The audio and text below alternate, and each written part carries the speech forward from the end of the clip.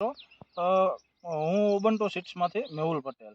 મિત્રો આપણે આ ખેડૂત મિત્ર છે, તો એમના પ્લોટમાં એમને આપણી તલની વેરાયટી જે ઉબન્ટુ 110 કરીને આવે છે, તો એમને એમના ખેતરમાં વાવેલી છે. તો આપણે એમની પાસેથી જાણીશું એ વેરાયટી કેવી લાગી એમને. તો શું નામ તમારું?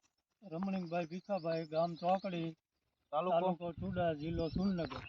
તમારો મોબાઈલ નંબર? 95 84 84 તો તમે જે આ વેરાયટી વાવી હતી ઉબન્ટુની 110 કરી, તો આ વેરાયટી તમને કેવી લાગી? આ વેરાયટી આપણને એક નંબર સારી લાગી.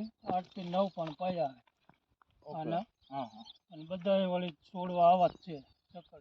આપણે આમાં બૈડવાની બેઠક છકડમાં જે કન્ટિન્યુ બેઠી છે, ઉપરથી નીચે સુધી સારી એવી બેઠક છે. તો તમે જે બીજા તલ વાવો છો તો એની કરતા સારી મને લાગ્યા. હા. તો તમે દર વર્ષે આ તલ વાવશો? હા, તલ વાવવાના. આ વેરાયટી આપણને ગમી છે. બધા ખેડૂત મિત્રો આપણે જોઈશું તો બધી જે તલ છે તો એમાં હેમર બધા જ તલમાં આ રીતના છકડમાં બેડવા બેઠા. એવું નથી કે આપણે તલના છોડવા લઈને દેખાડી તમને ગોતીને. તો બધી તમે આ ઓગળો કર્યો છે. આ ભાઈએ આજે સવારમાં જ તલ વાઢેલા છે, તો એ તમે ઓગલામાં તમે જોઈ શકો છો. બધામાં એ રીતના તલની સારી એવી છકડમાં બેઠક છે.